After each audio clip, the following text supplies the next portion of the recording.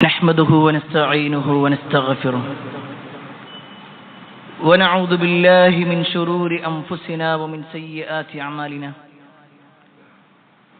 من يهده الله فلا مضل له ومن يضلل فلا هادي له وأشهد أن لا إله إلا الله وحده لا شريك له وأشهد أن محمدا عبده ورسوله أرسله بالهدى ودين الحق ليظهره على الدين كله ولو كره المشركون اللهم صل على محمد وعلى آل محمد كما صليت على إبراهيم وعلى آل إبراهيم إنك حميد مجيد اللهم بارك على محمد وعلى آل محمد كما باركت على إبراهيم وعلى آل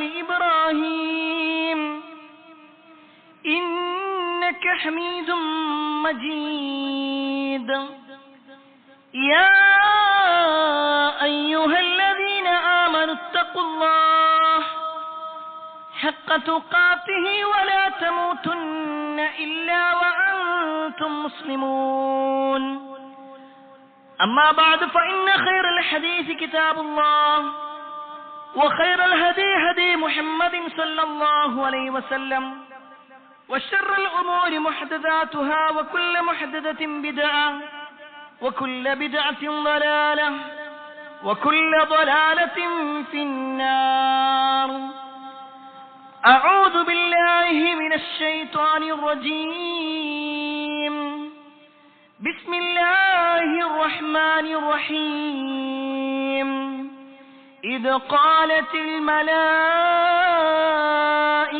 يا مريم إن الله يبشرك بكلمة منه اسمه المسيح إن الله يبشرك بكلمة منه اسمه المسيح عيسى بن مريم وجيها في الدنيا والآخرة ومن المقربين يا أيها الناس أوصيكم وإياي أولا بتقوى الله. ഏറെ സ്നേഹധനീയരായ സത്യവിശ്വാസികളെ, സഹോദരന്മാരെ, സഹോദരിമാരെ, രക്ഷിതാക്കളെ,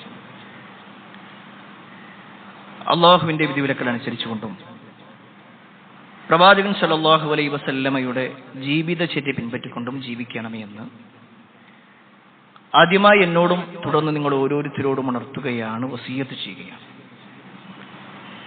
വിശുദ്ധ ഖുർആനിൽ 25ഓളം പ്രവാചകന്മാരെ കുറിച്ച് അവരുടെ പേരുകൾ സഹിതം അള്ളാഹു നമ്മെ അറിയിച്ചിട്ടുണ്ട്. അതിൽ അവസാനത്തെ പ്രവാചകനാണ് മുഹമ്മദ് മുസ്തഫ സല്ലല്ലാഹു അലൈഹി വസല്ലം.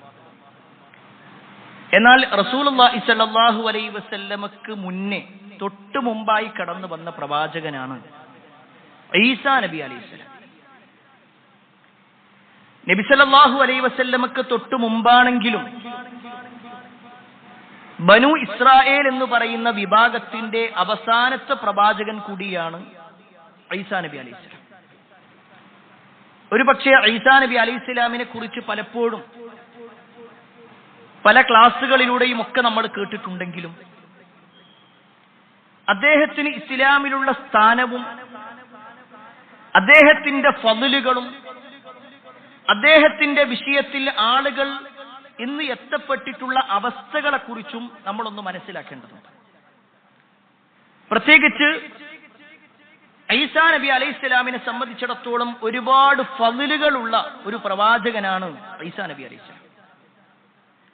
വിശുദ്ധ ഖുർആനിൽ തന്നെ ഒരൊറ്റ ആയത്തിൽ 5ഓളം ഫضലുകൾ അദ്ദേഹത്തിന്റെ മാത്രമായിട്ട് അള്ളാഹു എണ്ണിയിട്ടുണ്ട്. വിശുദ്ധ ഖുർആൻ 3-ാം അധ്യായം സൂറത്ത് ആലി ഇമ്രാനിലെ 45-ാമത്തെ ആയത്ത്. അതാണ് ഖുതുബയുടെ തുടക്കത്തിൽ ഞാൻ ഓതി വെച്ചത്. അല്ലാഹു സുബ്ഹാനഹു വ തആല ഈ ആയത്തിൽ പറയുകയാണ്, ഇദ് ഖാലത്തിൽ മലായിക യാ മറിയം ഇന്നല്ലാഹ യുബശ്ശിറുകി ബികലിമത്തിൻ മിൻഹു ഇസ്മുഹു അൽ മസീഹു ഈസ ഇബ്നു മറിയം വജീഹൻ ഫിദ്ദുനിയാ വൽ ആഖിറ വമിനൽ മുഖറബീൻ. ഇദ് ഖാലത്തിൽ മലായിക, മലക്കുകൾ പറഞ്ഞ സന്ദർഭം, മഹദിയായ മറിയം ബീവിയുടെ അടുക്കലേക്ക് മലക്കുകൾ വന്നിട്ട് ആ മലക്കുകൾ അവരോട് സംസാരിക്കുന്ന സംസാരത്തെക്കുറിച്ച് അല്ലാഹു പറയുകയാണ്, യാ മറിയം, അല്ലയോ മറിയമേ, ഇന്നല്ലാഹ യുബശ്ശിറുകി ബികലിമത്തിൻ മിൻഹു, അല്ലാഹു അവരിൽ നിന്നുള്ള ഒരു കലിമത്ത് നിങ്ങൾക്ക് നൽകിക്കൊണ്ട് നിങ്ങൾക്കൊരു സന്തോഷ വാർത്ത അറിയിക്കുകയാണ്. ഇതിൽ ഒന്നാമത്തെ കാര്യം എന്താണെന്ന് വെച്ച് കഴിഞ്ഞാൽ ഈ ഒരു പ്രയോഗമാണ്. അള്ളാഹുവിന്റെ ഒരു കലിമത്തായി അള്ളാഹു മറിയം ബീവിയിലേക്ക് നിക്ഷേപിച്ചതാണ് ഈസാ നബി അലൈഹിസ്സലാം. ഈ വാചകം പറയുമ്പോൾ പ്രത്യേകം മനസ്സിലാക്കണം, മൂന്നാളുകളുടെ ജനനത്തിനെ കുറിച്ച് വ്യത്യസ്തമായ വീക്ഷണമാണ്. വ്യത്യസ്തമായ വീക്ഷണം എന്ന് പറഞ്ഞാൽ സാധാരണ ജനനം പോലെയല്ല. എല്ലാ ആളുകളും ജനിക്കുന്നത് സ്ത്രീയും പുരുഷനും തമ്മിലുള്ള ലൈംഗികമായ ബന്ധത്തിലൂടെയുള്ള പിന്നീടുള്ള ഗർഭധാരണവും അങ്ങനെ ഒരുപാട് ഘട്ടങ്ങളിലൂടെയാണെങ്കിൽ ഈസാ നബി അലൈഹിസ്സലാമിന്റെ ജനനത്തിന് അങ്ങനെ ഒരു പുരുഷ സാമീപ്യമോ സ്പർശനമോ ഉണ്ടായിട്ടില്ല. അത് ഈസാ നബി അലൈഹിസ്സലാമിന്റെ വിഷയത്തിൽ മാത്രമല്ല, അതിനു മുമ്പും രണ്ടാളുകളുടെ വിഷയം എങ്ങനെ നടന്നിട്ടുണ്ട്. അതിലൊന്ന് മഹാനായ ആദം നബി അലൈഹിസ്സലാം, വാപ്പയും ഉമ്മയും ഇല്ലാതെയാണ്, ഒരു ആണോ പെണ്ണോ ഇല്ലാതെയാണ് ആദം നബി അലൈഹിസ്സലാമിന്റെ സൃഷ്ടിപ്പെങ്കിൽ ആദം നബി അലൈഹിസ്സലാമിന്റെ വാരിയിൽ നിന്നാണ് ഹവ്വാ ബീവിയുടെ സൃഷ്ടിപ്പ്. ഈ രണ്ടാളുകളെ മാറ്റി നിർത്തിക്കഴിഞ്ഞാൽ പിന്നീട് അങ്ങോട്ടുള്ള എല്ലാവരുടെയും ജനനം ഭാര്യാഭർത്തൃ ബന്ധത്തിലൂടെ, വാപ്പ ഉമ്മ എന്ന ബന്ധങ്ങളിലൂടെയാണ് ജനനങ്ങൾ ഉണ്ടായിട്ടുള്ളതെങ്കിൽ അതിൽ നിന്ന് തികച്ചും വ്യത്യസ്തമായി അള്ളാഹുവിന്റെ ഒരു കലിമത്ത് കൊണ്ട്, ഒരു വാക്കുകൊണ്ടുണ്ടായത് കുൻ ഫയകൂൻ. ഉണ്ടാകൂ എന്ന് പറഞ്ഞാൽ അത് ഉണ്ടാക്കാൻ അള്ളാഹ്ക്ക് കഴിവുണ്ട്. അതുകൊണ്ട് തന്നെ അല്ലാഹു സുബ്ഹാനഹു വ തആല ഈ ആയത്തിലും ഒരുപാട് ആയത്തുകളിലും ഈസാ നബി അലൈഹിസ്സലാമിനെ കുറിച്ച് പറയുമ്പോൾ പല ഭാഗങ്ങളിലും അദ്ദേഹം കലിമത്തും മിനല്ലാഹ് അല്ലെങ്കിൽ കലിമത്തുല്ലാഹ് ഈ തരത്തിലുള്ള പ്രയോഗങ്ങൾ നമുക്ക് കാണുവാൻ സാധിക്കും. അത് ഒന്നാമത്തെ അദ്ദേഹത്തിന്റെ പ്രത്യേകതയാണെങ്കിൽ, രണ്ടാമത്തത് ഈ ആയത്തിൽ അല്ലാഹു സുബ്ഹാനഹു വ തആല അദ്ദേഹത്തിനെ വിളിച്ചത് അൽ മസീഹ് എന്നാണ്. അൽ മസീഹ്. നമ്മുടെ ദീനിന്റെ പ്രമാണങ്ങൾ പരിശോധിച്ചു നോക്കുമ്പോൾ അൽ മസീഹ് എന്നുള്ളത് രണ്ടാളുകളെ കുറിച്ച് പറയാറുണ്ട്. ഒന്ന് അൽ മസീഹ് ഈസ ഇബ്നു മറിയം, മറ്റൊന്ന് അൽ മസീഹു ദജ്ജാൽ. രണ്ടും രണ്ട് ധ്രുവങ്ങളിൽ നിൽക്കുന്നവരാണ്. പക്ഷേ നമുക്ക് ദീനിന്റെ പ്രമാണങ്ങൾ പരിശോധിക്കുമ്പോൾ രണ്ടുപേരെയും അൽ മസീഹ് എന്നാണ് പറയുന്നത്. എന്താണ് ഈസാ നബി അലൈഹിസ്സലാമക്ക് അൽ മസീഹ് ഈസ എന്ന പേര് കിട്ടുന്നത്? അല്ലാഹു സുബ്ഹാനഹു വ തആല എന്തിന്റെ അർത്ഥത്തിലാണ് കൊടുത്തത്?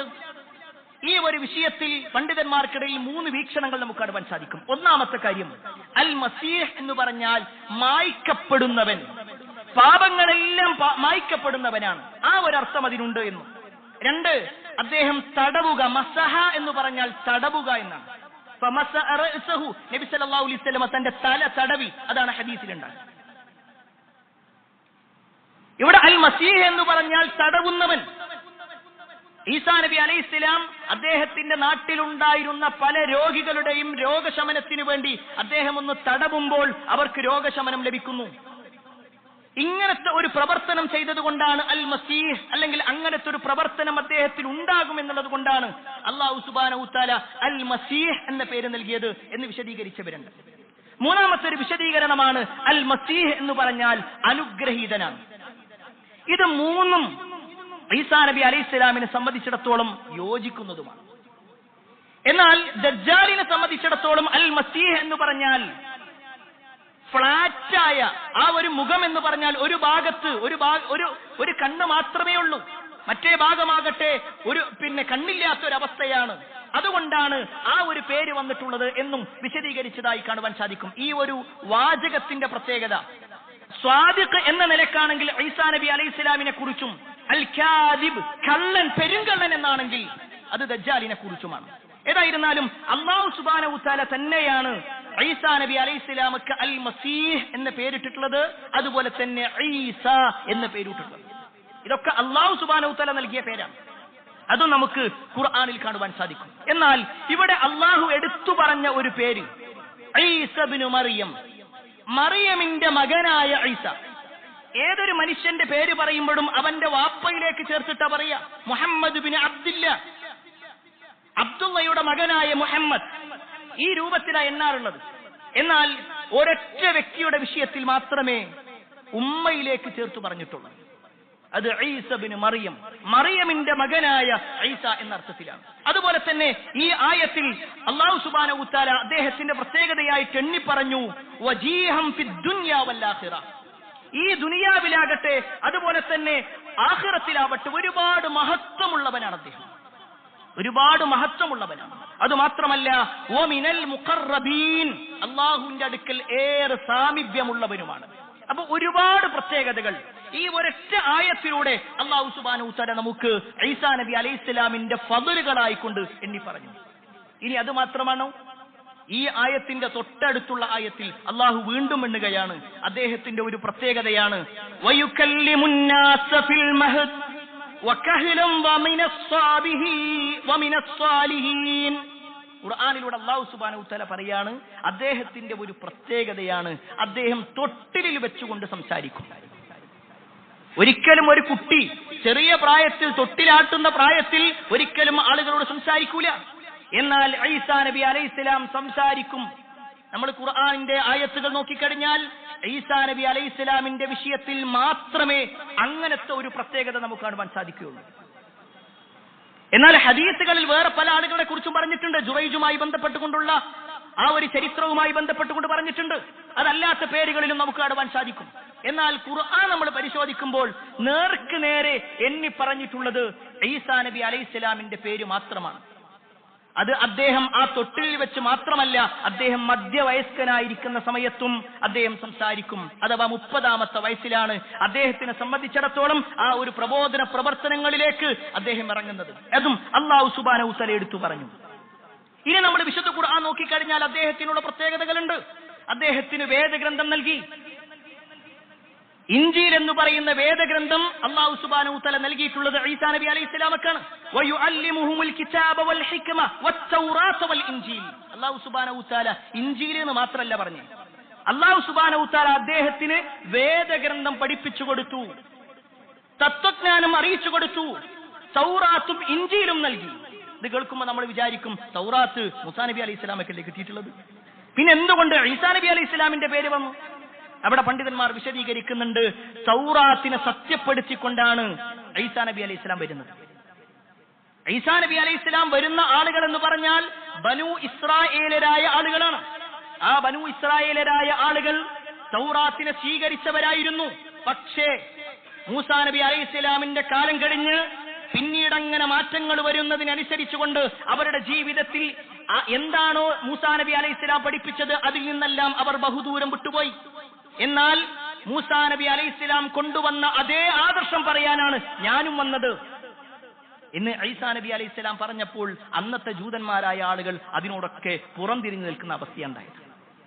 ഏതായിരുന്നാലും ഈസാ നബി അലൈഹിസ്സലാമിന്റെ പ്രത്യേകതകളിൽ അല്ലാഹു സുബ്ഹാനഹു വ തആല അദ്ദേഹത്തിന് വേദവുമായി ബന്ധപ്പെട്ടുകൊണ്ട് ഒരുപാട് അറിവുകൾ നൽകി. അതുപോലെ തന്നെ അല്ലാഹു സുബ്ഹാനഹു വ തആല അദ്ദേഹത്തെ ഒരു റസൂലായി തെരഞ്ഞെടുത്തു. അത് നമുക്ക് ഖുർആനിൽ കാണുവാൻ സാധിക്കും. വറസൂലൻ ഇലാ ബനി ഇസ്രായീൽ, ബനു ഇസ്രായേലിലേക്കുള്ള ഒരു പ്രവാചകനായി അല്ലാഹു സുബ്ഹാനഹു വ തആല അദ്ദേഹത്തെ അയച്ചു. അതാണ് ഞാൻ തുടക്കത്തിൽ പറഞ്ഞത്, ബനു ഇസ്രായേലിലേക്ക് വന്ന അവസാനത്തെ പ്രവാചകനാണ് ഈസാ നബി അലൈഹിസ്സലാം. എന്നാൽ മുഹമ്മദ് നബി സല്ലല്ലാഹു അലൈഹി വസല്ലമയോ കേവലം ഒരു സമൂഹത്തിലേക്കല്ല. അവിടെ പ്രത്യേകം നമ്മൾ മനസ്സിലാക്കണം, പല പ്രവാചകന്മാരും അവരുടെ നാട്ടിലേക്കോ അല്ലെങ്കിൽ ഏതെങ്കിലും ഒരു പ്രദേശത്തേക്കോ ഏതെങ്കിലും ഒരു ഗോത്രത്തിലേക്കോ ഏതെങ്കിലും ഒരു പ്രത്യേക കാലഘട്ടത്തിലേക്കോ മാത്രമാണെങ്കിൽ നമ്മുടെ നേതാവായ അഷ്റഫുൽ ഖൽഖ് മുഹമ്മദ് മുസ്തഫ സല്ലല്ലാഹു അലൈഹി വസല്ലം മുഴുവൻ ആലമിനും വേണ്ടിയിട്ടുള്ള ആളാണ്, എല്ലാ കാലഘട്ടത്തിലേക്കുള്ള ആളാണ്. റസൂലുള്ളാഹി സ്വല്ലല്ലാഹു അലൈഹി വസല്ലമക്ക് ശേഷം പിന്നെ ഒരു പ്രവാചകൻ വരാനില്ല. അതുകൊണ്ടാണ് നബി സല്ലല്ലാഹു അലൈഹി വസല്ലമ ഖാതമുൻ നബിയീൻ, നബിമാരിൽ അവസാനത്തെ ആളാണെന്ന് എണ്ണപ്പെടുന്നത്. ഇതൊക്കെ ഈസാ നബി അലൈഹിസ്സലാമിന്റെ ഫളലുകളുമായി ബന്ധപ്പെട്ടുകൊണ്ട് നമ്മൾ ഓർമ്മപ്പെടുത്തിയതാണെങ്കിൽ അദ്ദേഹത്തിന്റെ ഫളലുകൾ അവിടെയൊന്നും അവസാനിക്കുന്നില്ല. അല്ലാഹു സുബ്ഹാനഹു വതആല നൽകിയ ഒരുപാട് മുഅ്ജിസത്തുകൾ അദ്ദേഹത്തിനുണ്ട്, അമാനുഷികമായ ദൃഷ്ടാന്തങ്ങൾ. വിശുദ്ധ ഖുർആനിൽ തന്നെ നമുക്കത് കാണുവാൻ സാധിക്കും.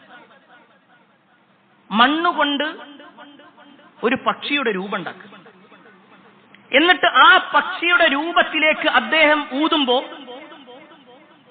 ആ പക്ഷി അങ്ങ് പറന്നു പോകുക, അതിൽ ജീവൻ വെച്ചുകൊണ്ട് അത് പറന്നു പോകുക. അദ്ദേഹത്തിന്റെ ജീവിതത്തിലുണ്ടായ അത്ഭുതങ്ങളാണ്. ഇത് ആരെങ്കിലും കെട്ടിച്ചമച്ച് പറയുന്നതല്ല, വിശുദ്ധ ഖുർആനിന്റെ ആയത്ത്. അല്ലാഹു സുബ്ഹാനഹു വതആല പറയാണ്, അന്നീ അഖ്ലുഖു ലക്കും മിനത്തീനി കഹൈഅത്തി ത്വയ്ർ ഫഅൻഫുഖു ഫീഹി ഫയകൂനു ത്വയ്റൻ ബിഇദ്നില്ലാഹ് ബിഇദ്നില്ലാഹ്. ആ വാചകം മനസ്സിലാക്കാതെ ഈസാ നബി അലൈഹിസ്സലാം പറയാണ്, പക്ഷിയുടെ ആകൃതിയിൽ ഒരു കളിമൺ രൂപം നിങ്ങൾക്ക് വേണ്ടി ഞാൻ ഉണ്ടാക്കുകയും എന്നിട്ട് ഞാൻ അതിൽ ഊതുമ്പോൾ അള്ളാഹുവിന്റെ അനുമതി പ്രകാരം അതൊരു പക്ഷിയായി തീരുകയും ചെയ്യും. അതിന്റെ കഴിവാണ് എന്നല്ല പറഞ്ഞു, ബിഇദ്നില്ല. അതിനെ തുടർന്നുള്ള ഓരോ വാക്കുകളും അങ്ങനെയാണ്. അത് കേവലം ഈ പക്ഷിയെ ജീവിപ്പിക്കുക എന്ന് മാത്രമല്ല, കാഴ്ചയില്ലാത്ത ആളുകൾ, കാഴ്ചയില്ലാത്ത ജന്മനാ കാഴ്ചയില്ലാത്ത ആള് ഈസാ നബി അലൈഹി സ്വലാമിന്റെ അടുക്കിലേക്ക് വരും. ഈസാ നബി അലൈഹി സ്വലാം അദ്ദേഹത്തിന്റെ ആ മനുഷ്യന്റെ കണ്ണൊന്ന് തടവുന്ന സമയത്ത് കാഴ്ച ലഭിക്കുക. ശാരീരികമായി പാണ്ഡുരോഗമുള്ള ആളുകൾ, ശരീരമാസകലം പാണ്ഡു പിടിച്ചുകൊണ്ട് ആരും കാണുമ്പോൾ ഒരു വൈരൂപ്യമായി കണ്ട ആളുകൾ, അവരുടെ ശരീരം ഒന്ന് തടവുമ്പോഴേക്ക് അവരുടെ അസുഖം മുഴുവൻ ഇല്ലാതാകുക. എന്തിനേറെ മരണപ്പെട്ടു പോയ ആളെ ജീവിപ്പിച്ചു ഈസാ നബി അലൈഹിസ്സലാം. അവിടൊക്കെ അദ്ദേഹം എടുത്തു പറഞ്ഞൊരു വാചകമുണ്ട്, ബിഇദ്നില്ലാ, അള്ളാഹുവിന്റെ അനുമതി പ്രകാരം. എന്തിനാണ് പ്രിയപ്പെട്ടവരെ ഞാൻ ഈ വാചകം ആവർത്തിച്ച് പറഞ്ഞതെന്നറിയും? ഇതൊന്നും ഈസാ നബി അലൈഹിസ്സലാമിന്റെ കഴിവേ അല്ല. ഈ മുഅ്ജിസത്ത് എന്ന് പറഞ്ഞാൽ അത് ഏതെങ്കിലും ഒരു പ്രവാചകന് അള്ളാഹു കൊടുത്ത കഴിവാണ് എന്ന് വിചാരിക്കുന്ന ഒരുപാട് ആളുകളുണ്ട്. കൊടുത്ത കഴിവ് എന്ന് പറയുമ്പോൾ ആ കഴിവ് എപ്പോഴും ഉപയോഗപ്പെടുത്താൻ പറ്റും എന്നുള്ള ധാരണയാണ് അവർക്കുള്ളത്. എന്നാൽ വിശുദ്ധ ഖുർആനിലോ ഹദീസിലോ അങ്ങനെ ഒരു കഴിവ് കൊടുത്തതിനെ കുറിച്ച് പറയുന്നില്ല. മറിച്ച് അല്ലാഹു സുബ്ഹാനഹു വതആല പ്രവാചകന്മാരുടെ കരങ്ങൾ മുഖേന അല്ലാഹു നടത്തുന്ന അത്ഭുതങ്ങൾ, അതാണ് ശരിക്കും മുഅ്ജിസത്ത് എന്ന് പറഞ്ഞാൽ. അള്ളാഹുവാണ് അതിന്റെ പരിപൂർണ അധികാരി, അല്ലാതെ ഓരോരുത്തരും അവരുടെ ഇഷ്ടത്തിനനുസരിച്ച് കൊണ്ട് ചെയ്യേണ്ട കാര്യമല്ല. റസൂലുള്ളാഹി സ്വല്ലല്ലാഹു അലൈഹി വസല്ലമയുടെ ജീവിതത്തിൽ ഒരുപാട് മുഅ്ജിസത്തുകൾ ഉണ്ടായിട്ടുണ്ട്, അത്ഭുതത്തിന്റെ ഒരുപാട് കാര്യങ്ങൾ ഉണ്ടായിട്ടുണ്ട്. അതൊക്കെ നബി സല്ലല്ലാഹു അലൈഹി വസല്ലം ആഗ്രഹിക്കുന്ന സമയത്തൊക്കെ പ്രവാചകൻ ഒരു വാക്ക് പറയുമ്പോഴേക്ക് അല്ലെങ്കിൽ കൈയൊന്ന് ആംഗ്യം കാണിക്കുമ്പോഴേക്ക് അതെല്ലാം സംഭവിക്കുക ഇല്ല, അങ്ങനെ ഉണ്ടായിട്ടില്ല, അങ്ങനെ ഉണ്ടാവില്ല. നമുക്കെല്ലാവർക്കും പരിചയമുള്ള ഒരു മുഅ്ജിസത്താണല്ലോ മൂസാ നബി അലൈഹി ഇസ്ലാമിന്റെ വടി എന്ന് പറയുന്ന മുഅ്ജിസത്ത്. ആ മുഅ്ജിസത്തിന്റെ വിഷയത്തിൽ എന്താണ് അദ്ദേഹത്തിന്റെ ജീവിതത്തിൽ ഉണ്ടായത്? മൂസാ നബി അലൈഹി ഇസ്ലാം അള്ളാഹുവിന്റെ അടുക്കലേക്ക്, അഥവാ അള്ളാഹു സുബ്ഹാനഹു വതആല പറഞ്ഞതിന്റെ അടിസ്ഥാനത്തിൽ സീനാ പർവ്വതത്തിലേക്ക് ചെന്നു. ആ സമയത്ത് അള്ളാഹു ചോദിക്കുന്നുണ്ട്, മൂസ എന്താ നിന്റെ കയ്യിലുള്ളത്? മൂസാ നബി പറഞ്ഞു, അത് എന്റെ കയ്യിലുള്ള ഒരു വടിയാണ്. ഇതെന്തിനുള്ളതാ? അതിങ്ങനെ ഇടക്കൊന്ന് കുത്തിപ്പിടിച്ച് നടക്കാൻ, അതേപോലെ തന്നെ എന്റെ ആടുകൾക്ക് അതിന്റെ മരത്തില്ലകളൊക്കെ കിട്ടാൻ വേണ്ടി അതിങ്ങനെ പിടിച്ചൊന്ന് താഴ്ത്താൻ വേണ്ടിയിട്ടൊക്കെ ഉള്ളതാണ്. ആ സമയത്ത് അല്ലാഹു സുബ്ഹാനഹു വതആല പറയാണ്, എന്നാ മൂസ ആ വടിയൊന്ന് താഴേക്കിടും. മൂസാ നബി അലൈഹി സ്വലാം വടി താഴെയിട്ടതും അത് വലിയ ഒരു സർപ്പമായി മാറി, വലിയ ഒരു പാമ്പായി മാറി. മൂസാ നബി അലൈഹി സ്വലാം ഭയപ്പെട്ടു. ഖുർആനിന്റെ വാചക പറയുന്നത്, മൂസാ നബി അലൈഹി സ്വലാം പേടിച്ചു. അപ്പൊ അല്ലാഹു സുബ്ഹാനഹു വതആല പറഞ്ഞു, പേടിക്കണ്ട, അത് ഒന്നുകൂടി പിടിച്ചാൽ മതി. മൂസാ നബി അലൈഹി ഇസ്ലാമിന്റെ കഴിവാണെങ്കിൽ അദ്ദേഹത്തിന് പേടി ഉണ്ടാവൂ? ഇനി ഞാൻ ഇത് ഇട്ട് കഴിഞ്ഞാൽ സ്വാഭാവികമായിട്ടും അതൊരു പാമ്പായി മാറും, പിന്നെ ഞാൻ ഇങ്ങനെ ചെയ്താൽ മതി, എനിക്ക് ആ കഴിവുണ്ടല്ലോ എന്നല്ലേ വിചാരിക്കേണ്ടത്. പക്ഷേ മൂസാ നബി അലൈഹി ഇസ്ലാം ഭയപ്പെട്ടു. അത് ആ വിഷയത്തിൽ മാത്രമല്ല, പിന്നീട് അങ്ങോട്ട് ശത്രുക്കളുടെ അടുത്തേക്ക്, മജീഷ്യന്മാരുടെ അടുത്തേക്ക് പോയി അവരുടെ എല്ലാം ആ സിഹിറിന്റേതായ എല്ലാ കാര്യങ്ങളും ചെയ്തപ്പോഴും അദ്ദേഹത്തിന് പേടി തോന്നി. അല്ലാഹു സുബ്ഹാനഹു വതആല പറഞ്ഞു, പേടിക്കണ്ട, നിങ്ങൾ എന്നെ വിജയിക്കുക, നിങ്ങൾ എന്നെ വിജയിക്കുക. അവിടേക്ക് എല്ലാ ഇടപെടലും അള്ളാഹുവാണ് നടത്തുന്നത്. അതല്ലാതെ മൂസാ നബി അലൈഹി സ്വലാം ആഗ്രഹിക്കുന്ന സമയത്തൊക്കെ ആ ഒരു വടിയെ ഇഷ്ടമുള്ള രൂപത്തിലേക്ക് മാറ്റാനും ഇഷ്ടമുള്ള പ്രവർത്തനങ്ങൾ ചെയ്യിപ്പിക്കാനും അദ്ദേഹത്തിന് കഴിഞ്ഞിട്ടില്ല. എന്തിനേറെ നമ്മുടെ നേതാവായ മുഹമ്മദ് മുസ്തഫ സല്ലല്ലാഹു അലൈഹി വസല്ലമയുടെ ജീവിതത്തിലും ഒട്ടേറെ മുഅ്ജിസത്തുകൾ ഉണ്ടായിട്ടുണ്ട്. മുഅ്ജിസത്തുണ്ട്, ഇസ്ലാമിലുണ്ട്. മുഅ്ജിസത്തിന്റെ അധികാരി പൂർണ്ണമായും അല്ലാഹുവാണ്. കറാമത്തുണ്ട് ഇസ്ലാമിൽ. പക്ഷേ ആ കറാമത്തിന്റെ കഥകൾ പറഞ്ഞുകൊണ്ട്, കള്ളക്കഥകൾ പറഞ്ഞുകൊണ്ട് ആളുകളെ തെറ്റിലേക്ക് നയിക്കാനും അന്ധവിശ്വാസങ്ങളിലേക്ക് കൊണ്ടുപോകാനും അല്ല ഇസ്ലാം പഠിപ്പിച്ചത്.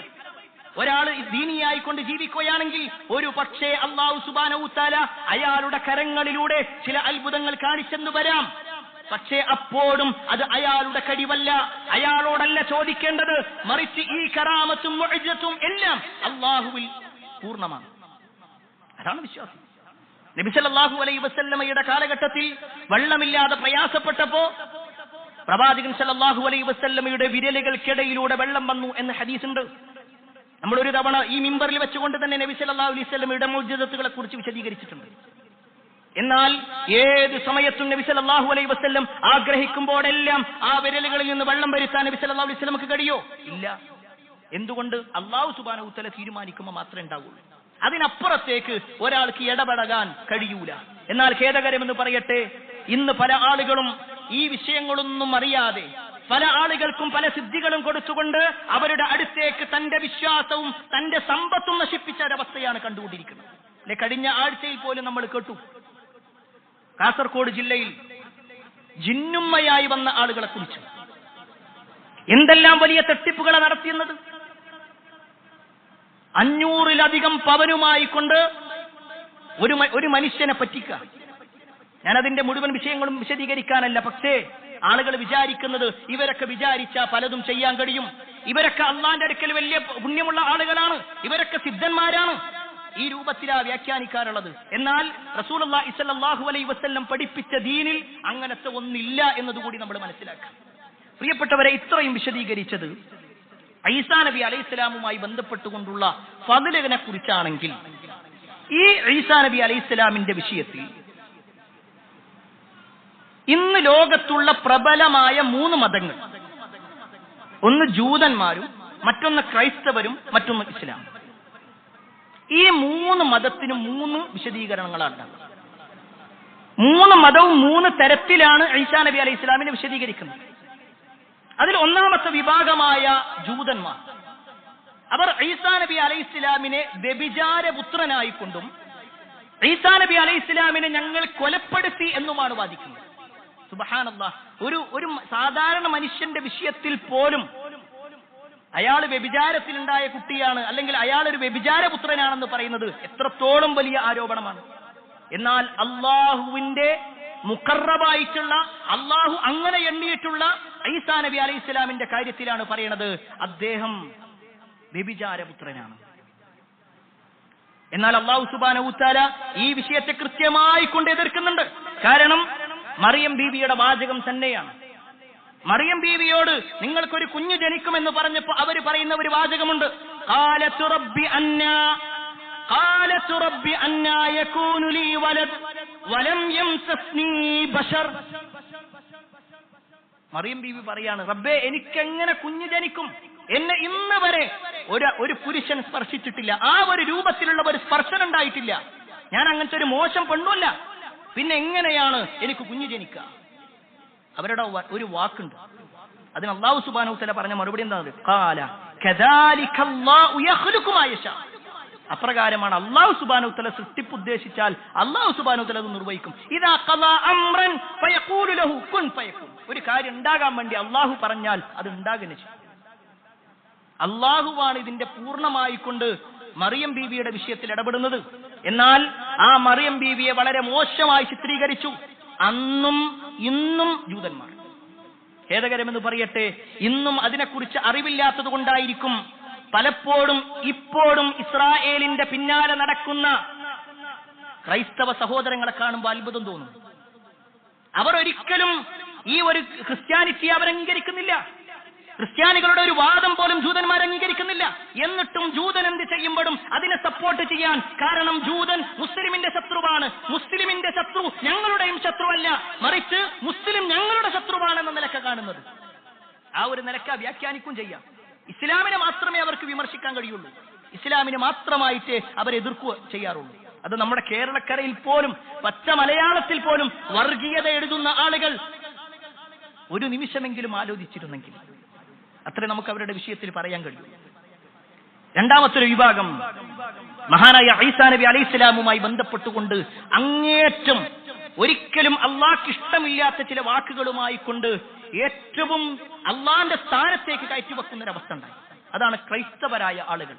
അവർ ഈസാ നബി അലൈഹിസ്സലാം ദൈവപുത്രനാണ് എന്നും അദ്ദേഹം ഒരിക്കലും കൊല ചെയ്യപ്പെട്ടിട്ടില്ല, അദ്ദേഹത്തെ അങ്ങനെ ഉയർത്തുകയാണ് ഉണ്ടായത്, അല്ലെങ്കിൽ അദ്ദേഹത്തെ കുരിശിലേറ്റുകയാണ് ഉണ്ടായത്, ഇങ്ങനെ പല വ്യാഖ്യാനങ്ങളുണ്ട്. ഞാൻ ഈ വാചകം ബോധപൂർവമാണ് പറയുന്നത്. ചില ആളുകൾ പറയുന്നു അദ്ദേഹം കൊല ചെയ്യപ്പെട്ടു എന്ന്, വേറെ ചില ആളുകൾ പറയുന്നു ഇല്ല അദ്ദേഹം കുരിശിലേറ്റപ്പെട്ടിട്ടില്ല. ഈ രൂപത്തിലൊക്കെ വ്യാഖ്യാനിക്കുന്നവരുണ്ട്. ഏതായിരുന്നാലും ക്രൈസ്തവരെ സംബന്ധിച്ചിടത്തോളം അവർ വാദിക്കുന്ന വാദം ഈസാ നബി അലൈഹിസ്സലാം ദൈവപുത്രനാണ്. എന്താണ് ഇസ്ലാം അതിന് കൊടുക്കുന്ന മറുപടി? അവർക്ക് അവരുടെ വിശ്വാസം അനുസരിച്ച് ജീവിക്കാം. എന്നാൽ ഇസ്ലാമിന്റെ മറുപടി എന്താ? നമുക്കെല്ലാവർക്കും പരിചയമുള്ള ഖുർആനിന്റെ ഒരു ആയത്തുണ്ട്, ലം യലിദ് വലം യൂലദ്. ലം യലിദ് വലം യൂലദ്, അല്ലാഹു ജനിച്ചിട്ടുമില്ല ജനിപ്പിച്ചിട്ടുമില്ല. അഥവാ അല്ലാഹു സുബ്ഹാനഹു വ തആല ആരുടെയും മകനല്ല, ആരുടെയും പിതാവുമല്ല. ഏറ്റവും സിമ്പിളായിട്ട് പറയാൻ പറ്റുന്ന അള്ളാഹു ഒരാളുടെയും മകനല്ല, അള്ളാഹു ഒരാളുടെയും വാപ്പയുമല്ല. എന്തുകൊണ്ട് എന്ന് ചോദിച്ചാൽ ഈസാ നബി അലൈഹിസ്സലാം ഈ ലോകത്തേക്ക് പ്രസവിക്കുന്നതിന് മുമ്പ് അദ്ദേഹത്തിനൊരു ഉമ്മയുണ്ട്. ആ ഉമ്മ ഭക്ഷണം കഴിച്ചിട്ടുണ്ട്, അവര് കുടുംബമായി ജീവിച്ചിട്ടുണ്ട്, അവർക്ക് ഭക്ഷണം ലഭിച്ചിട്ടുണ്ട്, വെള്ളം കുടിച്ചിട്ടുണ്ട്, ഈത്തപ്പഴം കഴിച്ചിട്ടുണ്ട്, എല്ലാം അവരും അംഗീകരിക്കുന്നു. എങ്കിൽ ഈസാ നബി അലൈഹിസ്സലാം വരുന്നതിന് മുമ്പേ ഈ ലോകം ആരുണ്ടാക്കി? അള്ളാഹുവിനെ സംബന്ധിച്ചിടത്തോളം അൽ അവ്വൽ വൽ ആഖിർ, അല്ലാഹു സുബ്ഹാനഹു വ തആല ഒന്നാമനാണ്, അല്ലാഹ്ക്ക് മുമ്പ് ഒന്നുമില്ല. വൽ ആഖിർ, അല്ലാഹു അവസാനത്തവനുമാണ്, അല്ലാഹ്ക്ക് ശേഷം എന്ന് പറയാനും ആരുമില്ല. ഇതാണ് ഇസ്ലാമിന്റെ സങ്കല്പം. ഇസ്ലാം പഠിപ്പിക്കുന്നത് അല്ലാഹ് അങ്ങനെയാണ്. എന്നാൽ ക്രൈസ്തവരെ സംബന്ധിച്ചിടത്തോളം ദൈവത്തിന്റെ മകൻ എന്ന നിലക്കാണ് ഈസാ നബി അലൈഹിസ്സലാമിനെ എണ്ണുന്നത്. എന്നാൽ അല്ലാഹു സുബ്ഹാനഹു വ തആല അതിനെ ഒന്നുകൂടി എതിർത്തു. മാ കാന ലില്ലാഹി അൻ യത്തഖിദ മിൻ വലദ് സുബ്ഹാനഹു ഇദാ ഖദാ അംറൻ ഫഇന്നമാ യഖൂലു ലഹു കുൻ ഫയകുൻ. അവർ പറയുന്ന വാചകത്തെ കുറിച്ച് പറയാണ്, ഒരു സന്താനത്തെ അള്ളാഹു സ്വീകരിക്കുക എന്നുള്ളത് ഒരിക്കലും ഉണ്ടാവുന്നതല്ല. സുബ്ഹാനഹു, അള്ളാഹു എത്ര പരിശുദ്ധൻ. നിങ്ങൾ വിശുദ്ധ ഖുർആനിന്റെ ആയത്തുകൾ പരിശോധിക്കുമ്പോൾ സുബ്ഹാന എന്ന പ്രയോഗങ്ങളൊക്കെ അത്ഭുതത്തിനെ സൂചിപ്പിക്കുന്നതോടൊപ്പം അള്ളാഹുവിൽ ശിർക്ക് വെക്കുകയോ അള്ളാഹുവിന്റെ ഏതെങ്കിലും ഒരു കാര്യത്തെ നിഷേധിക്കുകയോ ചെയ്യുമ്പോഴൊക്കെ ആ ഒരു പ്രയോഗം വരും. സുബ്ഹാനല്ലാഹി അമ്മാ യുശ്രികൂൻ, അവർ പങ്കു ചേർക്കുന്നതിൽ നിന്ന് അള്ളാഹു എത്ര പരിശുദ്ധനായിരിക്കുന്നു. അള്ളാഹുവിന്റെ സുബ്ഹാന സുബ്ഹാന ആ ഒരു പ്രയോഗം മനസ്സിലാക്കുക. സുബ്ഹാനഹു എന്ന് പറഞ്ഞു അവർ അള്ളാഹ്ക്ക് മക്കളുണ്ട് എന്ന് പറയാ, അള്ളാഹു ഒരു സന്താനത്തെ സ്വീകരിച്ചു എന്ന് പറയാ. അള്ളാഹു സുബ്ഹാനഹു വ തആല അതിനെ കൃത്യമായി എതിർക്കുന്നുണ്ട്. അങ്ങനെ അള്ളാഹു സുബ്ഹാനഹു വ തആല ഒരാളെയും തന്റെ മകനായി സ്വീകരിച്ചിട്ടില്ല. അത് ഇന്ന് ക്രൈസ്തവരായ ആളുകൾ അവരുടെ വേദങ്ങളിൽ പോലും കാണാൻ കഴിയും. ദൈവത്തിന്റെ മകൻ എന്ന നിലയ്ക്ക് എണ്ണുകയാണെങ്കിൽ അത് ആദം നബി അലൈഹി ഇസ്ലാമിനെ കുറിച്ചും ബൈബിളിൽ എണ്ണപ്പെട്ടിട്ടുണ്ട്, സുലൈമാൻ നബി അലൈഹി ഇസ്ലാമിനെ കുറിച്ചും എണ്ണിട്ടുണ്ട്, അയ്യൂബ് നബിയെ കുറിച്ചും എണ്ണിയിട്ടുണ്ട്. എന്നാൽ അവരൊക്കെ ദൈവത്തിന്റെ മക്കളാണോ? ബൈബിൾ നോക്കിക്കഴിഞ്ഞാൽ അതൊക്കെ ആ രൂപത്തിൽ എണ്ണപ്പെട്ടതായിട്ട് നമുക്ക് കാണാൻ സാധിക്കും. ചില ആളുകളൊക്കെ ആ രൂപത്തിലാണ് രേഖപ്പെടുത്തിയിട്ടുള്ളത്. ഏതായിരുന്നാലും ഒരു വിശ്വാസിയെ സംബന്ധിച്ചിടത്തോളം അത്തരത്തിലല്ല വിശ്വസിക്കേണ്ടത് എന്നതുകൂടി നമ്മൾ മനസ്സിലാക്കാം. ഇനി മൂന്നാമത്തത്, ആദ്യത്തെ രണ്ട് വിഭാഗം ക്രൈസ്തവരെ സംബന്ധിച്ചിടത്തോളം അവർ അള്ളാഹുവിന്റെ സ്ഥാനത്തേക്ക് വെച്ചു. ജൂതരെ സംബന്ധിച്ചിടത്തോളം അവർ ഏറ്റവും മോശമായ വ്യഭിചാരപുത്രൻ എന്ന് പറഞ്ഞു. എന്നാൽ ഇതിന്റെ രണ്ടിന്റെയും ഒരു ഉസ്ത, ഒരു മധ്യമ നിലപാടാണ് ഇസ്ലാമിന്. ഇസ്ലാം പറയുന്നത് ഈസാ നബി അലൈഹിസ്സലാം അള്ളാഹുവിന്റെ അടിമയും അവന്റെ ഒരു പ്രവാചകനും. എന്തുകൊണ്ട് അത് പറയുന്നു എന്ന് ചോദിച്ചാൽ ഈസാ നബി അലൈഹിസ്സലാം പറഞ്ഞത് അങ്ങനെയായതുകൊണ്ടാണ്. അദ്ദേഹം ആ ഒരു സമയം മറിയം ബീവിയുടെ അടുക്കൽ മറിയം ബീവിയുമായി ബന്ധപ്പെട്ടുകൊണ്ട് അവരാ കുഞ്ഞിനെ പ്രസവിച്ചു വന്ന സമയത്ത് ജൂതന്മാരും അവിടെ ഉണ്ടായിരുന്ന ആളുകളെല്ലാം അവരെ വിമർശിച്ചു. മറിയമേ, എന്തേ നീ ഇങ്ങനെയായി പോയത്?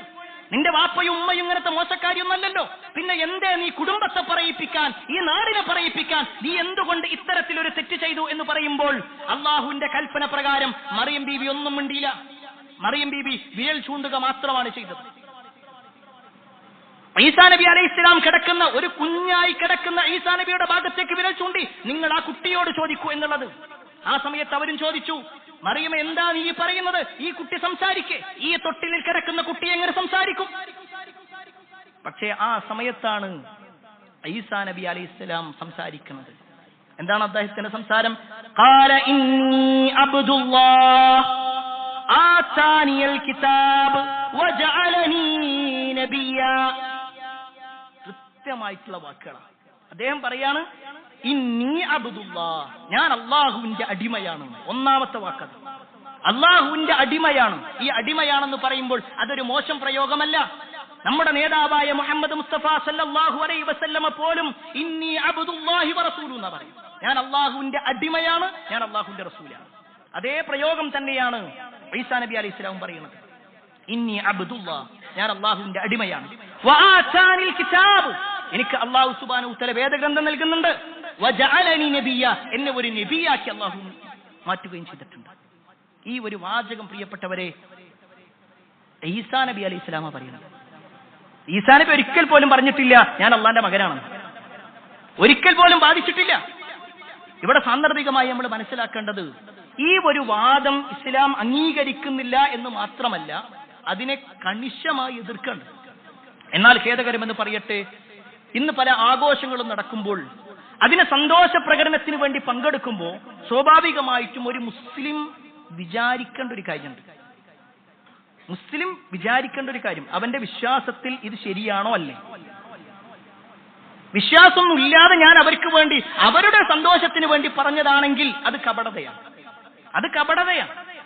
കാരണം അവർ വിശ്വസിക്കുന്ന ഒരു കാര്യം, ആ വിശ്വാസത്തിന് ഹാപ്പി പറയുമ്പോൾ, ആ വിശ്വാസത്തിന് അനുകൂലിച്ച് നിൽക്കുമ്പോൾ സ്വാഭാവികമായിട്ടും അവിടെ നടക്കുന്നത് അവരുടെ വിശ്വാസത്തെ അനുകൂലിക്കാതെ നമ്മൾ കാപട്യം നിർവഹിക്കുന്നു. ഏതെങ്കിലും ഒന്നവിടെ നടക്കുന്നുണ്ട്. ഒന്നുകിൽ ആ വിശ്വാസം അയാൾക്കുണ്ട്, അതല്ലെങ്കിൽ ആ വിശ്വാസം ഒഴിവാക്കിക്കൊണ്ട് അയാൾ കപടനാകും. പ്രിയപ്പെട്ടവരെ, ഇവിടെ ഒരു വിശ്വാസി എന്ന നിലക്ക് നമ്മൾ മനസ്സിലാക്കേണ്ട ഒരു കാര്യം, അള്ളാഹ്ക്ക് മകനുണ്ടോ? ആ വിശ്വാസം മുസ്ലിമീങ്ങൾക്ക് ആർക്കെങ്കിലും ഉണ്ട്? മുസ്ലിമായ ആർക്കെങ്കിലും ഉണ്ട്? ഇല്ല എന്നാണെങ്കിൽ അങ്ങനെ ഒരു വിശ്വാസം കൊണ്ടു നടക്കാൻ ഒരു വിശ്വാസിക്ക് കഴിയൂല. അങ്ങനെ ഒരാൾ വിശ്വസിക്കുന്നുണ്ടെങ്കിൽ അവൻ മുസ്ലിമും അല്ല. കാരണം അള്ളാഹുവിനെ കുറിച്ച് അള്ളാഹ് പറഞ്ഞത് ലം യലിദ് വലം യൂലദ്. എന്നാൽ പിന്നെ ഈസാ നബി അലൈഹി സ്വലാം എവിടെയാണ്? അതും ഇന്ന് സമൂഹത്തിൽ നമ്മൾ അറിയേണ്ട ഒരു കാര്യമാണ്. ചില ആളുകൾ പറയുന്നു ഈസാ നബി അലൈഹി സ്വലാം ഒക്കെ വഫാത്തായിട്ടുണ്ട്, ഈസാ നബി അലൈഹി സ്വലാം മരണപ്പെട്ടു പോയി. എന്നാൽ വിശുദ്ധ ഖുർആനിന്റെ ആയത്തുകൾ നോക്കിക്കഴിഞ്ഞാൽ ഈസാ നബി അലൈഹി സ്വലാം മരണപ്പെട്ടിട്ടില്ല. ഇതെന്റെ വാചകമല്ല, ഖുർആനിന്റെ ആയത്ത. ഖുർആനിലൂടെ അല്ലാഹു സുബ്ഹാനഹു വ തആല എടുത്തു പറയാ. 4-ാം അധ്യായം സൂറത്തുൻ നിസായിലെ 156 മുതൽ 158 വരെയുള്ള ആയത്തുകൾ. ആ ആയത്തിലൂടെ അല്ലാഹു സുബ്ഹാനഹു വ തആല പറയാൻ, വഖൗലിഹിം ഇന്നാ ഖതൽനൽ മസീഹ ഈസ ഇബ്നു മറിയം റസൂലുള്ളാഹ്. അവര് പറയുന്നു, അഥവാ ജൂതന്മാര് പറയുകയാണ്, ഈസാ നബിയെ ഞങ്ങൾ ഇതാ കൊന്നിരിക്കുന്നു, ഈസാ നബി അലൈഹി ഇസ്ലാമിനെ ഞങ്ങൾ കൊലപ്പെടുത്തിയിരിക്കുന്നു എന്ന് പറയുന്നു. എന്നാൽ അല്ലാഹു പറയുകയാണ്, വമാ ഖതലൂഹു വമാ സലബൂഹു. അവർ അദ്ദേഹത്തെ കൊന്നിട്ടുമില്ല, അദ്ദേഹത്തെ ക്രൂശിച്ചിട്ടുമില്ല, അദ്ദേഹത്തെ കുരിശിൽ തറച്ചിട്ടില്ല. എന്നിട്ടോ വലാകിൻ ശുബ്ബിഹ ലഹും, അവർക്ക് അങ്ങനെ തോന്നിയതാണ്, അവർക്ക് സാദൃശ്യപ്പെട്ടതാണ്. ഒരാളെ ചെയ്തിട്ടുണ്ട്, പക്ഷെ അത് അദ്ദേഹത്തെ അല്ല, അദ്ദേഹത്തെ അല്ലാഹു സുബ്ഹാനഹു വ തആല ഉയർത്തിക്കണം. ആ വിഷയത്തിൽ അവർക്ക് സംശയത്തിലാണ്. എന്നിട്ട് അല്ലാഹു സുബ്ഹാനഹു വ തആല ആ ഒരു ആയത്തിന്റെ അവസാനത്തിൽ, അതിന്റെ തൊട്ടുള്ള ആയത്തിൽ പറയാണ്, ബൽ റഫഅഹു അല്ലാഹു ഇലൈഹി, അല്ലാഹു സുബ്ഹാനഹു വ തആല അല്ലാഹുവിലേക്ക് ഉയർത്തിയിരിക്കുകയാണ്. അതിനെ ചില ആളുകൾ പറയും, ഉയർത്തി എന്ന് പറഞ്ഞാൽ അത് ആത്മാവിനെ ഉയർത്തിയാണ്. എന്നാൽ എല്ലാ ആളുകളുടെയും ആത്മാവിനെ ഉയർത്തപ്പെടുന്നില്ലേ? എന്തേ അല്ലാഹു സുബ്ഹാനഹു വ തആല എല്ലാവരുടെ വിഷയത്തിലും ആ പ്രയോഗം പറയാതെ ബൽ റഫഅഹു അല്ലാഹു ഇലൈഹി എന്ന് പറയുന്നു? അത് അദ്ദേഹത്തെ ഉയർത്തി എന്നുള്ളത് തന്നെയാണ്. ഇനി ഇത് മാത്രമല്ല, റസൂലുള്ളാഹി സ്വല്ലല്ലാഹു അലൈഹി വസല്ലമ തന്നെ എടുത്തു പറഞ്ഞു, അന്ത്യനാളുമായി ബന്ധപ്പെട്ടുകൊണ്ടുള്ള വിഷയങ്ങളിൽ അന്ത്യനാളിന്റെ 10 അടയാളങ്ങൾ എണ്ണുന്ന കൂട്ടത്തിൽ ഒന്നാണ് ദജ്ജാൽ വരിക എന്നുള്ളത്. അതെല്ലാവരും അംഗീകരിക്കുന്നുണ്ടല്ലോ. എന്നാൽ ആ ദജ്ജാൽ എങ്ങനെയാണ് കൊല ചെയ്യപ്പെടുക? ദജ്ജാൽ കൊല ചെയ്യപ്പെടുന്നത് ഈസാ നബി അലൈഹി സ്വലാം മുഖേനയാണ്. ഈസാ നബി അലൈഹി സ്വലാമാണ് ദജ്ജാലിനെ കൊല്ലുക. അതും റസൂലുള്ളാഹി സ്വല്ലല്ലാഹു അലൈഹി വസല്ലം കൃത്യമായി പറഞ്ഞു. ദജ്ജാൽ ഈ ലോകത്ത് ഫിത്നകളുമായി കടന്നു വരുന്ന സമയത്ത് ഇദ് ബഅസല്ലാഹുൽ മസീഹ ഇബ്നു മറിയം ഫയൻസിലു ഇൻദൽ മനാറത്തുൽ ബൈളാഇ ശർഖിയ്യ ദിമഷ്ക്, ഡമസ്കസിലെ മനാറത്തുൽ ബൈളാ എന്ന് പറയുന്ന ഒരു ഭാഗത്ത്, ഒരു പള്ളിയുടെ മിനാരത്തിന്റെ ഭാഗത്ത് ഈസാ നബി അലൈഹി സ്വലാം വരും. 2 മലക്കുകളുടെ തോളിൽ കൈയിട്ടുകൊണ്ട് ഒരു മഞ്ഞ വസ്ത്രം ധരിച്ചുകൊണ്ട് അദ്ദേഹം ഇറങ്ങും.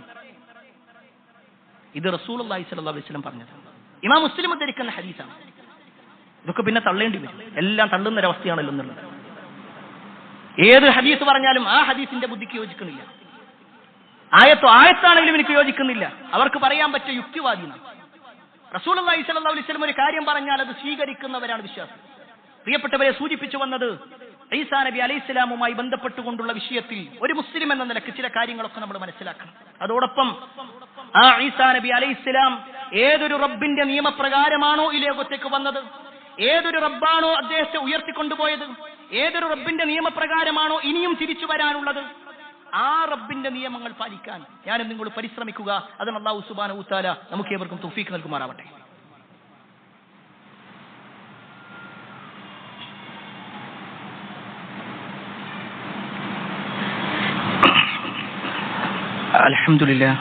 അൽഹംദുലില്ലാഹി റബ്ബിൽ ആലമീൻ വസ്സലാത്തു വസ്സലാമു അലാ റസൂലില്ലാഹ് വഅലാ ആലിഹി വഅസ്ഹാബിഹി അജ്മഈൻ. അമ്മാ ബഅദ്.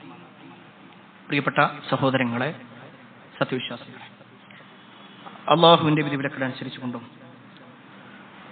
പ്രവാചകൻ സല്ലല്ലാഹു അലൈഹി വസല്ലമയുടെ ജീവിതചര്യയെ പിൻപറ്റിക്കൊണ്ടും ജീവിക്കണമേ എന്ന് ഒരിക്കൽ കൂടി എന്നോടൊന്നുപോലെ നിങ്ങൾ ഓരോരുത്തരോടും ഉണർത്തുകയാണ്, വസിയ്യത്ത് ചെയ്യുകയാണ്. മഹാനായ ഈസാ നബി അലൈഹിസ്സലാമുമായി ബന്ധപ്പെട്ടുകൊണ്ടുള്ള ചില ചരിത്രങ്ങളും ദീനിയായ വൃത്താന്തങ്ങളുമാണ് ഓർമ്മപ്പെടുത്തിയത്.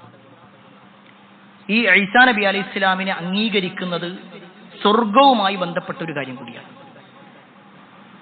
നബി സല്ലല്ലാഹു അലൈഹി വസല്ലമ ഒരു പ്രാർത്ഥന പഠിപ്പിച്ചു. ആ പ്രാർത്ഥന ഒരാൾ ചൊല്ലുകയാണെങ്കിൽ സ്വർഗത്തിന്റെ 8 കവാടങ്ങളും അയാൾക്ക് വേണ്ടി തുറക്കപ്പെടുന്നു. ആ പ്രാർത്ഥനയിൽ നബി സല്ലല്ലാഹു അലൈഹി വസല്ലമയുടെ പേര് കഴിഞ്ഞാൽ പിന്നെ എണ്ണപ്പെടുന്നത് ഈസാ നബി അലൈഹിസ്സലാമിന്റെയും മറിയം ബീവിയുടെയും പേരാണ്.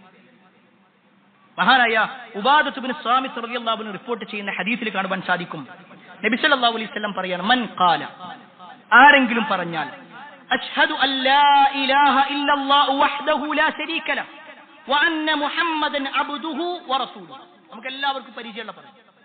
എന്നിട്ട് അതിന് ശേഷം പറയാണ്, വഅന്ന ഈസ അബ്ദുല്ലാഹ് വബ്നു അമതിഹി വകലിമതുഹു അൽഖാഹാ ഇലാ മറിയമ വറൂഹു മിൻഹു.